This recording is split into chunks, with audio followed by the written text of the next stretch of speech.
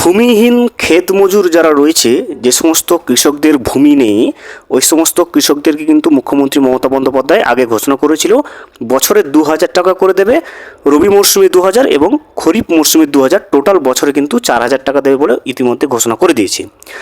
আজকের এই ভিডিওতে আমরা দেখব যে সমস্ত ভূমিহীন ক্ষেত মজুরেরা কৃষক বন্ধু প্রকল্পে আবেদন করেছিল, তাদের কিন্তু ভূমিহীন ক্ষেত মজুরদের কিন্তু কৃষক বন্ধু প্রকল্পের রবি মরশুমের যে 2,000 টাকা সেটা কিন্তু ইতিমধ্যে ঢুকতে শুরু করে দিয়েছে।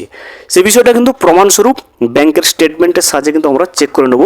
বিভিন্ন যারা ভূমিহীন ক্ষেত মজুরদের আবেদন করেছিল কৃষক বন্ধু প্রকল্পে নথিভুক্ত করার ক্ষেত্রে, নাম নথিভুক্ত করার ক্ষেত্রে, ওই সমস্ত ভূমিহীন ক্ষেত মজুরদের ব্যাংকের অ্যাকাউন্টে কিন্তু 2,000 টাকা ঢোকার বিভিন্ন যে ব্যাংকের স্টেটমেন্ট বা অ্যাকাউন্টে টাকা ঢোকার যে এসএমএসটা সেটা কিন্তু চলে এসছে আমাদের কাছে।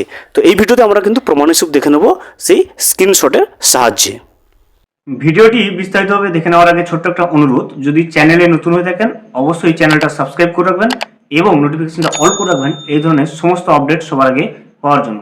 চলুন আজকের আপডেটটা আমরা বিস্তারিতভাবে দেখে নিই। ভূমিহীন ক্ষেত মজুর যে সমস্ত কৃষকেরা কৃষক বন্ধু প্রকল্পের নাম নথিভুক্ত করার জন্য আবেদন করেছিল, তাদের জন্য অত্যন্ত সুখবর।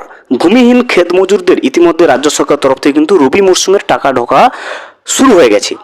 একজন কৃষকের যেনার কোনো জমি নেই, তিনি কিন্তু ভূমিহীন ক্ষেত মজুর হিসেবে গণ্য ছিল, কৃষক বন্ধু প্রকল্পে আবেদন করেছিল, তার কিন্তু টাকা ঢোকার যে ব্যাংকের স্টেটমেন্টটা সেটা কিন্তু আপনি স্ক্রিনে এই মুহূর্তে দেখতে পাচ্ছেন।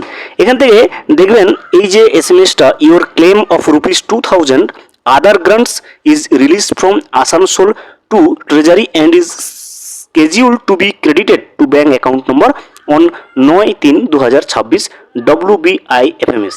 অর্থাৎ এই কৃষক বন্ধু যে একজন কৃষক যিনি ভূমিহীন রয়েছে, ভূমিহীন ক্ষেত মজুরদের ক্ষেত্রে তিনি আবেদন করেছিল, তার 2,000 টাকা কিন্তু ঢোকার যে মেসেজটা সেটা কিন্তু দেখতে পাচ্ছেন 9 তারিখে এই কৃষকের 2,000 টাকা ঢুকেছে। আপনি যদি ভূমিহীন ক্ষেত মজুরদের মধ্যে গণ্য হয়ে থাকেন, আপনি অবশ্যই ব্যাংক অ্যাকাউন্ট চেক করবেন, দেখবেন আপনারও টাকাটা ঢুকেছে কিনা। কারণ ভূমিহীন ক্ষেত মজুরদের ক্ষেত্রে যারা আবেদন করেছিল প্রত্যেকেরই কিন্তু টাকা ঢোকা শুরু করে দিয়েছে রাজ্য সরকার তরফ থেকে 2,000 টাকা করে।